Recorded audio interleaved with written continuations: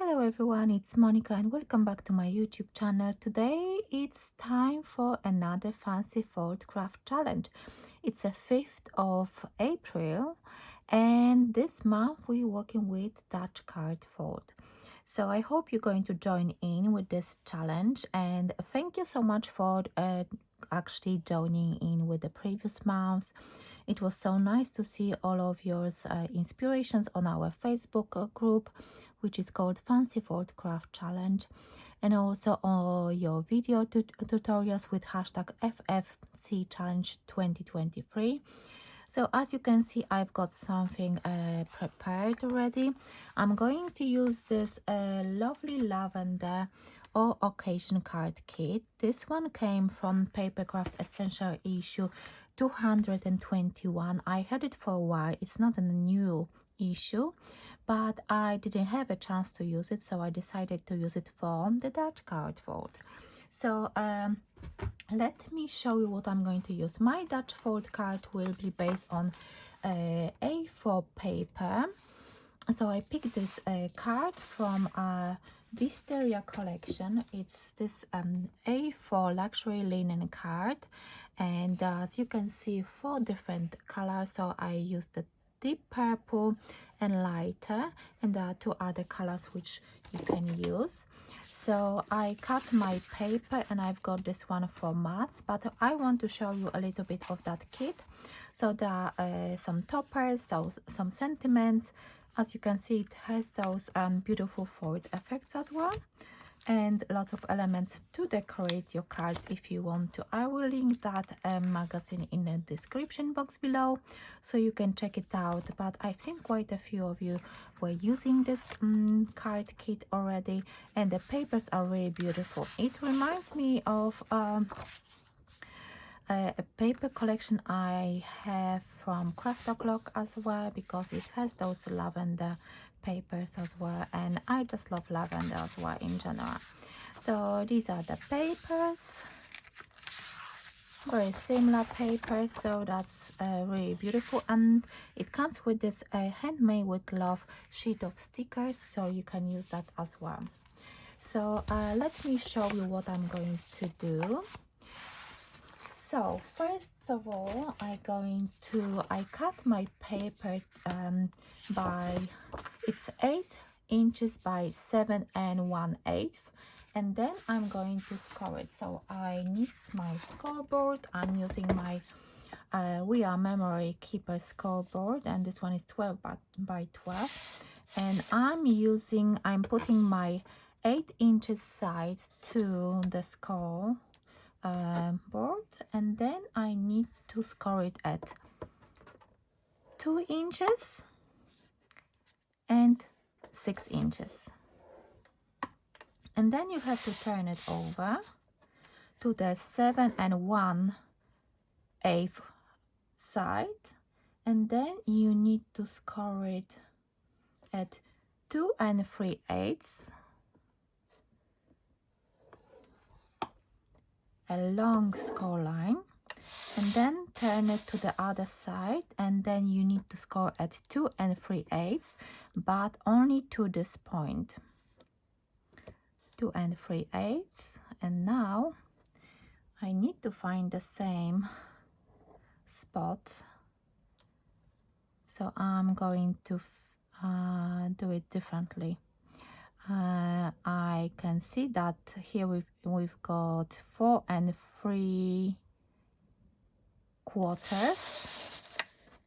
so I'm going to do the same over here. So basically you need to score at 2 3/8 of the inch to the first score line, and then you have to find a way or make a pencil mark. Actually, that's what I'm going to do for myself for the future, because I am sure I'm going to use that measurements.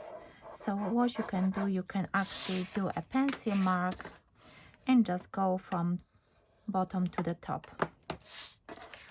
So you've got this already. Let me see if you can see all the score lines because of the light.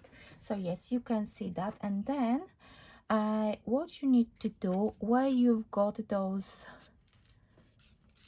2 squares, you need to cut those 4 squares off. Can you see my pencil mark? And that's what you need to do to create your dashboard. You can use your trimmer if you want to, but I think with scissors you can easily do it as well, so that's not a problem. So I'm doing that.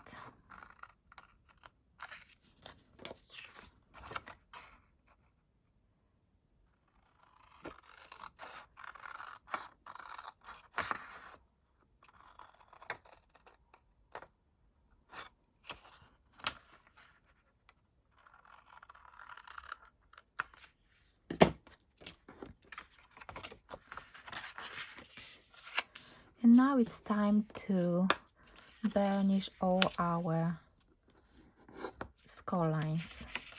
And as you can see, you've got the base ready for your dashboard card. This card base measures, let me tell you actually in inches, because I was giving you measurements in inches. So 4 inches by 4 3/4. This is because I was using A4 paper, A4 card. If you want to use 12 by 12 paper, then of course your card will be bigger. You can actually change the measurements and make it slightly bigger. So as you can see, I've got all the elements ready, and let me put the card together. So the panel inside measures 3 inches and 3/4 by 4.5 inches. So I'm going to place this one in the center, and you can decorate the full center of your card if you wish to, but I'm going to keep it like this, and later on I will add another white panel for my wishes, so you can decorate those sides and top as well if you want to, but I'm going to keep it this way. And I really want to do, what I want to do is to burnish those sides even more, so I will not be able to see the gap in between. So of course you can actually move them towards the center, so you're not going to see that white lilac paper inside. So let me do that now. So I hope you're having fun with this challenge. I hope you enjoy our Facebook group as well, because I do a lot. So this one is measuring exactly the same, so the width is the same, 3 inches and 3/4 by 2 inches and 1/8. So that's the next layer on the top of my card over here, and then that's the mat. Of course you have to make sure that it's all nice and straight, and then this a layer is 3.5 inches by 1 inch and 7/8. So I want to see if it fits, and it fits nicely. I actually pick darker colors for this card because my sentiment, as you can see on my right, is quite light, so I thought it would look nice. Let's see if it's going to look nice or not. And I really love those papers from that lavender collection, and from the wisteria as well. So that's the mat, and that's the layer. As you can see, 2 and 1/8 by 1 3/4, and then a layer 1 inch and 7/8 by 1.5. So let's see if it's going to fit. It should fit, because I always decrease my mats and layers by 5 millimeters, and it always works for me. So that's the one, and of course those are the same as the previous ones, because those sides are exactly the same. Let me see. Yeah. I need to check if the paper is going the right way, because of course there are some flowers, some feathers and other things, and it would be nice if that would go in the right way up. So as you can see, this card is quite easy. I hope you can follow this tutorial. Let me know if it's easy for you to follow this one. And then check out other ladies. We've got Shannon, we've got Christine and Monika. I'm going to link all of them in the description box below the video so you can check them out. And as you can see, I'm going to put that lighter happy birthday, and because it's quite light, I can get away with the darker colors underneath it. So I'm going to actually push it a little bit upwards. So let me add here this one. Of course, in this card, as you can see, I haven't used any 3D foam pads, and I think for this one I don't actually need to. So let me try to put it in the center, straight up, and I'm checking if my card works. It stands up really nicely, and as you can see, it will look like this. I'm going to add white panel in the center for my wishes, or maybe I could use a metallic. I think that's what I'm going to use. I'm going to use a metallic marker or darker marker, and I write it on this lilac color.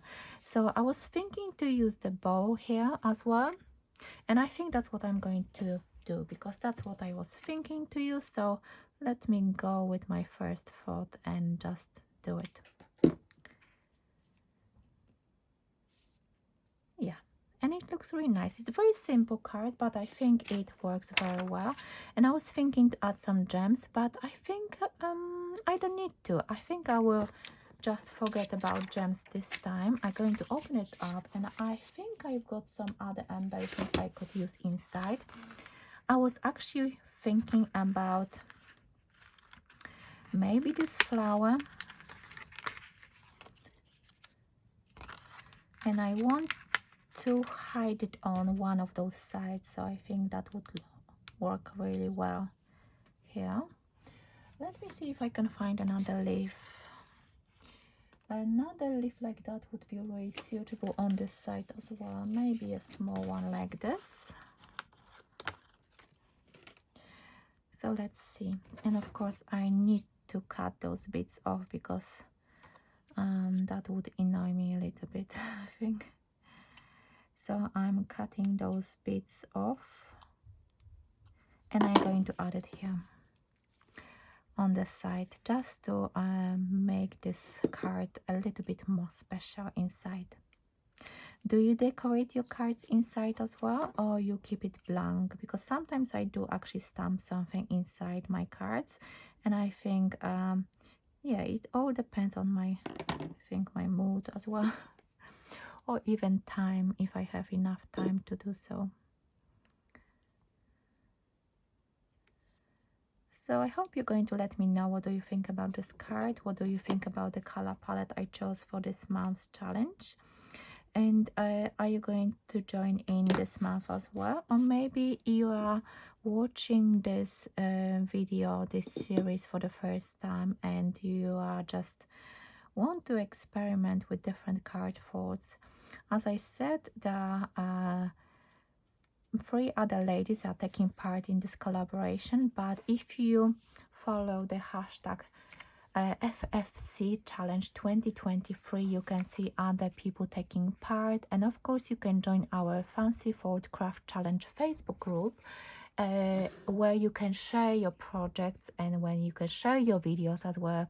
You know, to share your videos, it's allowed as well. We're going to create albums, but you can just post your makes, and that's good enough. We are not very strict with rules, so as long as you are joining with Fancy Fold Craft Challenge, you are all welcome to share your makes. And I think it would be nice to create a list of things, actually videos which we've done in the previous month. So maybe if you actually just heard about this challenge, maybe you can start from the first challenges we've done, like for in January, February and March. You can try all those folds which we've done in the previous months. So thank you so much for watching. I hope you like this quick and easy tutorial for Dutch fold card. Go over to Shannon, Christine and Monika, check out what are they making, and check other crafters, follow the hashtag FFC Challenge 23 to see other people taking part in this really fun challenge. So I hope you are going to have a wonderful evening, and I will see you in my next video. Bye for now.